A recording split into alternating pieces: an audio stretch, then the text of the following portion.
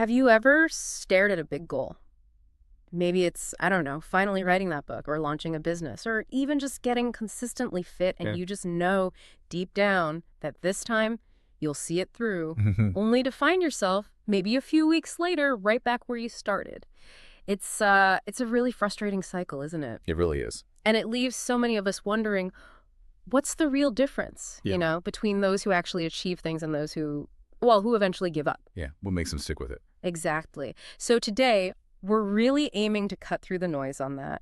Our deep dive is like a quest into the very core of this mystery. Mm-hmm. We're pulling out these powerful, often kind of counterintuitive insights from Napoleon Hill's life principles, a text just packed with wisdom on, sustained achievement. Such a foundational work. Totally.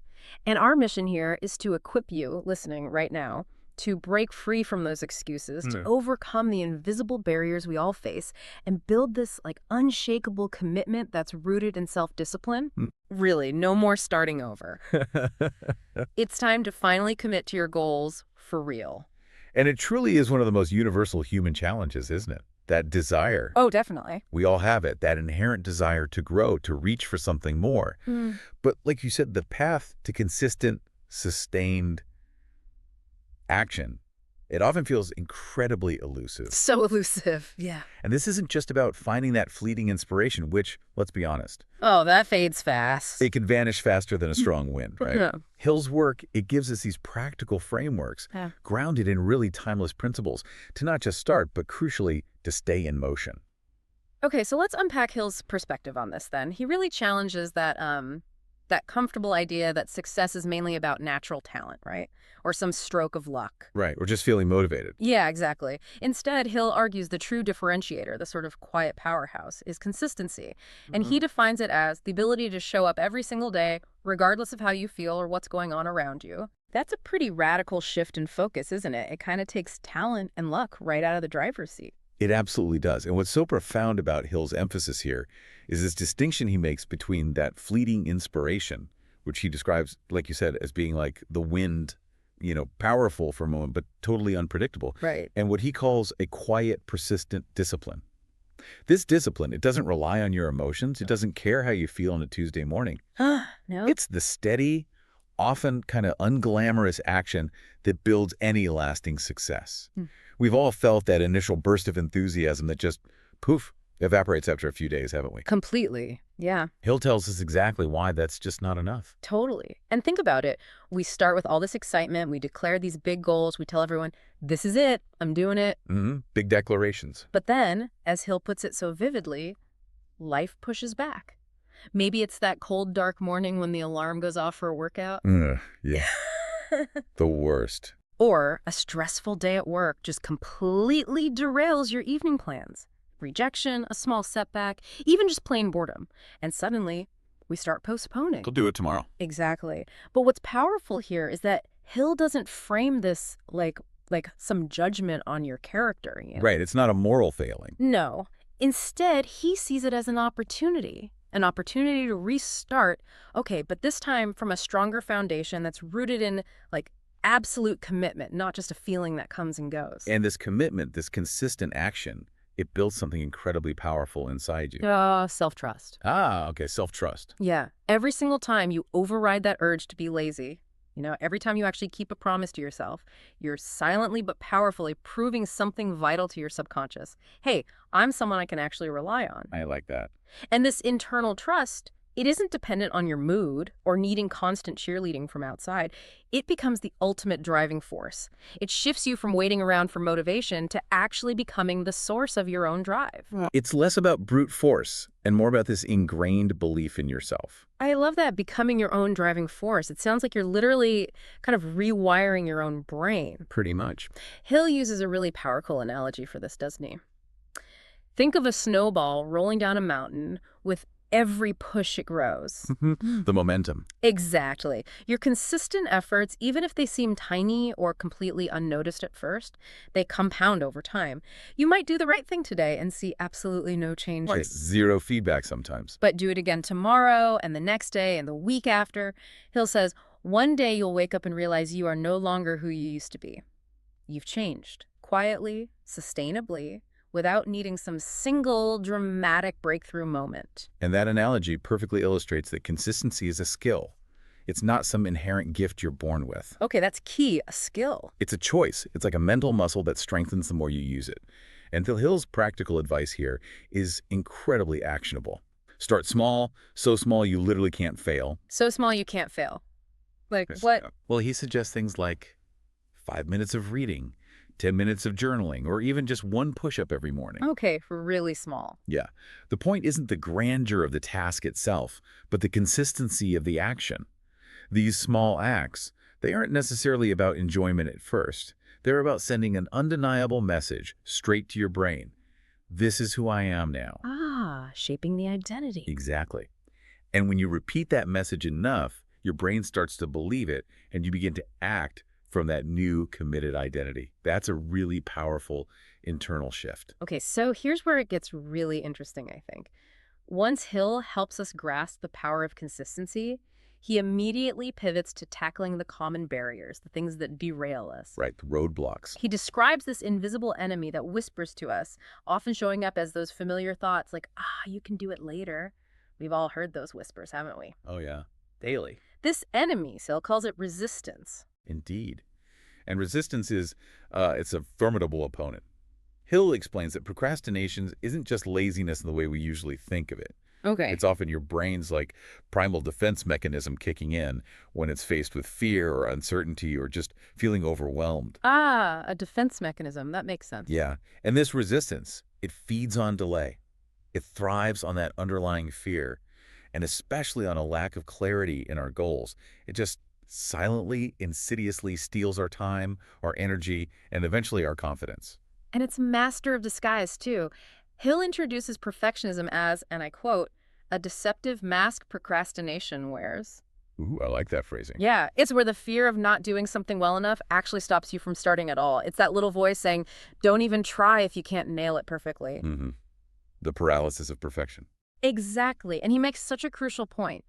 Nothing excellent is born perfect on the first try. While you're sitting there waiting for the perfect moment or the perfect plan or the perfect execution, well, others have already started. They've made mistakes, they've learned, and they're well on their way. So true. So how do we actually fight back against these invisible enemies? Hill outlines some really concrete, actionable strategies. First up, he stresses clarity. Okay, clarity first. You need to make your goals clearer, more specific, and simpler. So instead of just vaguely thinking, oh, I need to write a chapter today. Which feels huge and daunting. Right. Hill advises you to define it much more sharply. I will write 500 words from 8 to 9 a.m. in my dedicated writing space. That kind of specificity leaves way less room for resistance to plant those seeds of doubt. Right, it closes the loopholes, and building on that, a really clever trick Hill offers is to lower the starting threshold. Ah, yeah. Just tell yourself, okay, I'll just do this for 5 minutes.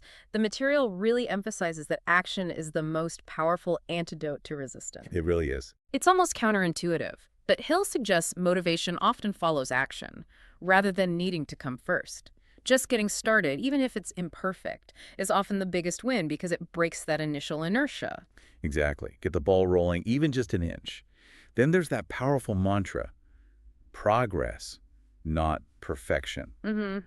Love that one. That core idea that done is better than perfect when perfect never gets done. Hill wants us to focus on simply moving forward, iterating, learning as we go, rather than getting completely stuck in some quest for an unattainable ideal. Yeah, stop polishing and start shipping, basically. Pretty much. He also champions using artificial deadlines. Our brains, they love open-ended tasks that can just stretch on forever. Oh yeah, Parkinson's law. Exactly. So setting clear cutoff points, maybe sharing them with someone for accountability, or scheduling tasks like a non-negotiable appointment, can be incredibly effective. It creates urgency. And Hill reminds us that our physical world, our surroundings play a huge role too. We actually need to control our environment. Big time. Minimize distractions. He says things like turn off notifications, close unnecessary tabs, or physically place your phone out of reach. When your space is sort of detoxed, your behavior naturally becomes easier to direct because you've removed all those obvious friction points. Definitely. A simple yet profoundly effective strategy Hill gives is the 2-minute rule. Heard of this one? Vaguely. Refresh my memory. If a task takes less than 2 minutes, just do it immediately. Don't even think about it. Ah, okay. Like washing a dish right away. Exactly. And for bigger tasks, the idea is to break them into tiny parts that only take 2 minutes to start. That initial 2 minutes is usually enough to build momentum, and often you'll just keep going. That makes sense. Break the initial resistance. Right. And finally, accountability is crucial. Tell someone your goals. Let them check in on your progress. Hill suggests that simply knowing someone is counting on you doubles the chances you'll follow through. That social pressure can be a positive force then. It really can. So Hill teaches us that this resistance, it never truly disappears completely, right? Yeah. No, it's always lurking. But the key is to recognize it, maybe even name it, and then just move through it bit by bit with relentless determination. It's not about suddenly becoming fearless, but about acting despite the fear, consistently applying these tools. Well said. It's about the action, not the absence of fear. So if we're battling this resistance daily, how does Hill suggest we actually engineer our lives for lasting change? This is where his material makes a really critical distinction, I think. Yes. Willpower is the fuel to get started, but systems are the tracks that keep you on course. Ah, that's huge. Yeah, because it shifts the focus from relying on willpower, which we know is finite and unreliable, Totally depleted. to something much more sustainable, a system. This is exactly where we stop relying on those fluctuating emotions or waiting for motivation to strike. Hill's concept of a solid system of action is all about transforming a vague wish, like, I really want to write a book someday. We've all had those vague wishes. Right, into a concrete schedule. I will write for 30 minutes every morning before checking email. It's about turning that dream into an actual habit embedded in the system. And he argues that someone without a system, no matter how strong their initial motivation is, they're probably going to fall off track eventually, right? Almost inevitably, yeah. Yeah. But someone with a well-designed system, even if they move slowly, they always kind of return to that rhythm, that track, and ultimately they win. What's really fascinating here, and maybe a bit counterintuitive, is that Hill suggests these systems actually give you freedom. Freedom, how so? Well, when you automate decisions about what you should do next, you actually conserve willpower and energy for more important matters. You stop having that exhausting internal wrestling match every single time resistance pops up. Oh, okay. Less decision fatigue. Exactly. It frees up mental bandwidth for, creativity, problem solving, the stuff that really matters. That makes a lot of sense. Yeah. So let's look at some practical steps Hill provides for actually building these effective systems. First, he says, start simple. Simple first. Okay, choose just one new habit and really focus on integrating that fully before you even think about adding another layer. Try to build 5 new habits at once. That's usually just a recipe for failure. Yeah, overwhelm sets in fast. Totally. Second, Hill advocates for habit stacking. This is brilliant. Habit stacking. What's that? You attach a new habit you want to build onto an existing one you already do automatically without thinking. Oh, interesting. For example, after I make my morning coffee, then I'll write 3 ideas in my notebook. Yeah. Or after I brush my teeth at night, then I'll lay out my workout clothes. Ah, so you're linking the new behavior to an existing trigger. Precisely. It creates this natural sequence your brain just easily accepts, almost like setting up dominoes. That's genius because it leverages routines you already have. And Hill's next step sounds crucial. Designed for fail-proofness. Fail-proofness. Tell me more. It's basically about having backup plans ready for predictable obstacles. Like, if you plan to run outside every morning, but bad weather often derails you. Yeah, happens all the time. Have an indoor workout option, maybe some weights or a jump rope, ready to go as an alternative. Don't let those predictable things break your rhythm. Anticipate them and prepare. Okay, so plan for the problems. Fourth, Hill really encourages us to track our progress. Why is tracking so important? Well, using a marked calendar or a habit tracking app or even just a simple journal. Seeing that streak build up provides this really powerful visual motivator. You often just won't want to break the chain, Yeah, the don't break the chain method. It works. It really does. And finally, perhaps most obviously, repetition is key. It takes time. You have to constantly remind yourself at first. But Hill observes that after maybe a month or 2, it does get easier. It becomes less effortful. Exactly. After 3 months, he says, you'll likely feel something's missing if you skip it. Eventually, that habit becomes automatic. It just becomes part of who you are. And Hill really drives this home by saying the answer for those super consistent people isn't usually, oh, I just have amazing willpower. Right. It's more like, I have a system, I have habits, it shifts the whole focus from some kind of internal exhausting struggle to relying on an external supportive structure. That's a really profound change in perspective, I think. Absolutely. It makes consistency achievable, not just admirable. Now, here's a fascinating insight from Hill's principles that really struck me. It's incredibly difficult, maybe almost impossible to change yourself if you keep everything else around you the same.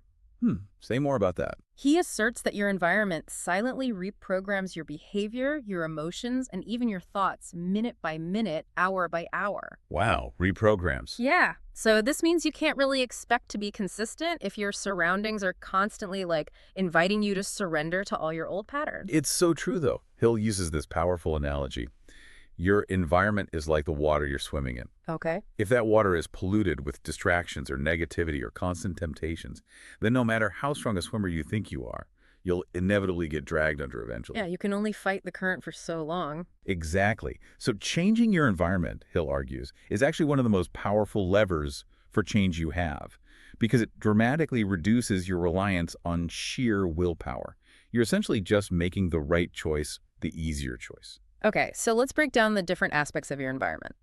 Hill says we can actively design, starting with our physical space. Right, where you live and work. He tells us, clean it, simplify it, put the important things in plain sight, and deliberately remove the distractions.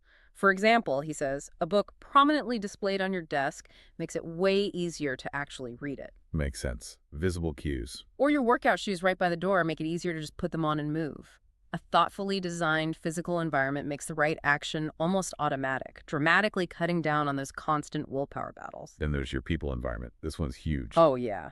The people you spend time with. Hill urges us to reflect really honestly. Who holds you back? And who genuinely uplifts you? He states it pretty directly. Relationships don't just affect your mood, they shape your direction. Wow, shape your direction. That's powerful. It is. Surrounding yourself with action takers, people whose energy and discipline can kind of pull you upward, that's a potential game changer. Their calmness can help you find yours. Their commitment might inspire you to question your own excuses. And sometimes it's maybe not about cutting people off entirely, right? But maybe adjusting the frequency or the context of those interactions. Exactly. It's about conscious curation. And this extends, interestingly, to your digital environment, too. Which Hill, surprisingly for his time, seemed to somehow intuit the importance of. Right. He encourages us to be incredibly selective with what we consume online. The podcasts you play in the morning, the YouTube channels you follow, the news feeds you scroll through, they're all shaping your mindset, he implies. So it's about consciously curating your digital space. Yeah. Unfollowing negative accounts, prioritizing content that genuinely sharpens your focus and strengthens your spirit. It's like digital hygiene. Digital hygiene, I like that. And finally, Hill insists on considering your daily structure and rhythm. Don't just let your day happen to you. Design it intentionally. taking control of the schedule. Yes. He suggests, for instance, that a morning, starting with maybe some gentle music and a screen-free moment, grounds you more than any coffee. When you control your rhythm, when you craft your day with purpose, you take back profound control over your life. It all comes back to cues, doesn't it? Absolutely. Every behavior is triggered by a cue. Change the cue, and the behavior will likely follow. You are, as Hill suggests, truly the architect of your environment. What's truly fascinating here, though, is that beyond just the actions and the systems and the environment, Hill reveals that the ultimate, maybe the most powerful determinant of your results is your mindset. The inner game. Exactly. He argues it's not the action alone that shapes your life, it's how you think about that action, and maybe even more crucially, how you interpret your circumstances. This brings us to that vital distinction Hill makes. The difference between a fixed mindset. Which says things like, oh, I'm just not good enough, or I can't change who I am, or I'm just not a morning person. Right, those limiting beliefs. Versus a growth mindset that declares, okay, I don't know this yet, but I can learn, or I haven't succeeded yet, but I can improve daily. This isn't about controlling what happens to you. We often can't control that at all. No. But it is about controlling your response. That's where Hill really locates the true power of mindset. And a strong mindset, from Hill's perspective, isn't about constant fake positivity or just ignoring reality. Not at all. It's about facing reality squarely and still choosing a more empowering belief. Okay. It's that quiet inner resolve that says, okay, I'm struggling right now, yes, but I am not defeated, or man, I'm tired, but I will still do what needs to be done. It's basically a refusal to let your fluctuating emotions dictate your actions. So it's detaching action from feeling. Precisely. Which leads to this pivotal mindset shift Hill champions. Yeah. Stop asking yourself, how do I feel right now? And start asking, what's the right thing to do right now? Ooh, that's a sharp distinction. It is, because our emotions, as we know, can fluctuate wildly. High 1 minute, foggy, and unmotivated the next. But Hill says the right action is almost always clear. Truly successful people aren't the ones who always feel good. They're the ones who consistently do the right thing, even when they feel absolutely nothing or even feel bad. That's a really powerful internal compass to rely on instead of feelings. And Hill also shows how mindset helps you essentially retell the story of your life. How so? You can choose to see failures not as, dead ends, but as lessons learned. Struggles become not just obstacles, but actual opportunities for growth. Reframing the narrative. Exactly. It also means focusing intently on the process over the outcome. Hill argues that when you truly fall in love with the process, when you commit to the daily actions, regardless of seeing immediate results, you actually stop quitting. Why? Because the journey itself becomes the reward. Right. And the results then become just a natural, almost inevitable byproduct of that consistent process. Right. This also directly tackles what Hill might call the waiting mindset. That belief that I'll start when I feel truly ready. Oh, the I'm not ready yet trap. So common. So common. The truth, Hill says, is that those who act are the ones who begin before they feel ready and become ready along the way. You don't need more time or more knowledge or more external validation, just the empowering belief that you are enough to start right now, today. And Hill brilliantly redefines success too, doesn't he? He basically says it's not some distant destination you arrive at. No, it's how you live each day. You're actually successful every single time you keep a promise to yourself. Every time you choose the hard right over the easy wrong. Every time you just get back up after a fall. It's in those small, consistent choices. Yeah. Daily wins. And ultimately, this whole mindset culminates in what Hill calls 100% responsibility. Meaning, no blaming, no complaining, no waiting. When you take absolute ownership for your actions, your reactions, your results, you become the architect of your life, not just a victim of circumstance. It means realizing if you don't do it, no one else will. And that, paradoxically, is where your greatest power truly begins. Wow. Okay, so this connects all these previous insights, the consistency, the systems, the environment, the mindset, to the ultimate goal Hill lays out: mastery and unwavering persistence. The long game. Exactly. He asks the question, why do some people reach extraordinary mastery in their field while most others remain merely average? And he attributes it to something deceptively simple: deliberate repetition. Deliberate repetition. What's key there is that a master is someone who didn't stop at the 10th try, who didn't quit on the 50th attempt. They just kept going. They just kept going. Hill argues that this relentless repetition isn't just about building skill, though it does that too. It's actually about reprogramming your very identity until the desired action becomes reflex. Action becomes reflex, so it bypasses thought. Exactly. It effectively eliminates the need for conscious motivation or willpower. When the right action becomes automatic, like a reflex, you no longer need inspiration to move. It's just what you do. And Hill doesn't shy away from acknowledging those inevitable moments, those dark times when you want to give up. We all face them. Oh, absolutely. But he reframes them. He says these aren't signs to stop, but actually critical signs that you're getting closer to a breakthrough. These are the moments, he insists, that truly forge character and separate the genuinely committed from the merely interested or casual. So how do we cultivate this enduring, unbreakable spirit then? Hill offers several really powerful strategies for that. First, he says, eliminate. I'll just try and see from your vocabulary. Get rid of try. Yeah. Instead, make a firm, unwavering commitment. I will do this no matter what happens. Hill suggests that trying always leaves this subtle, unspoken option to quit if things get tough. Okay, so commit fully. No backdoor exit. Exactly. Second, accept boredom and difficulty. Yeah. These are not signs you're on the wrong path. They're part of the path. They are part of the path. These are precisely the moments when consistency matters most and where character is forged. Successful people do the necessary work regardless of how they feel about doing it that day. That's tough but true. Third, Hill urges us to stay connected to the process itself. rather than obsessing only over the distant finish line. Enjoy the journey, basically. Kind of, yeah. When you appreciate the journey, every small step, every quiet effort, the learning along the way, the act itself, the progress itself becomes the most profound reward. It's really about falling in love with the doing, not just dreaming about the destination. And crucially, Hill reminds us to replenish energy. This isn't about weakness. No, it's strategic. Rest is a vital part of persistence, not a surrender. You have to give yourself space to recover and recharge, ensuring you can actually return to the path with renewed vigor, not just burn out and abandon it entirely. Makes sense. Sustainable effort. And the last one. And perhaps most importantly, build a new identity. Don't just say, oh, I'll try not to quit this time.